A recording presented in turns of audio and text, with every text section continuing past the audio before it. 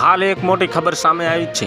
મુખ્યમંત્રી ભૂપેન્દ્ર પટેલે હવામાન વિભાગે કરેલી આ આગાહીને ધ્યાને લેતા રાજ્યના આ જિલ્લાઓમાં જિલ્લા વહીવટી તંત્રને સતર્ક અને સજાગ રહેવા તેમજ 24x7 કંટ્રોલ રૂમ કાર્યરત કરવા સૂચનાઓ આપી છે। તેમણે આ સંભવિત વરસાદ કે ભારે પવન સામે તકેદારી સાથેના સલામતી પગલાઓ માટેના નિર્દેશો આપ્યા હતા।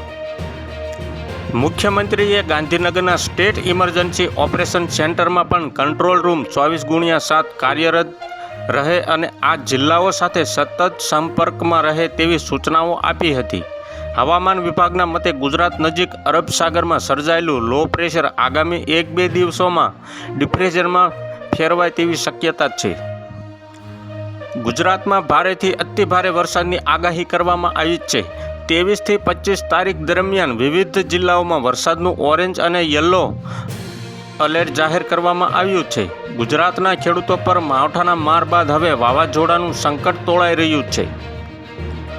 નોંધનીય છે કે બુધવારે રાજ્યમાં 48 કરતાં વધુ તાલુકામાં નોંધપાત્ર વરસાદ વરસ્યો હતો અને અનેક જગ્યાએ નુકસાનના દ્રશ્યો પણ જોવા મળ્યા હતા। હવામાન વિભાગે ગુરુવારે ગીર સોમનાથ, અમરેલી, ભાવનગર, આણંદ, ભરૂચ, નર્મદા અને છોટા ઉદેપુર જિલ્લામાં યલો એલર્ટ જાહેર કરી છૂટાછવાયા સ્થળે ભારે વરસાદની આગાહી કરી છે।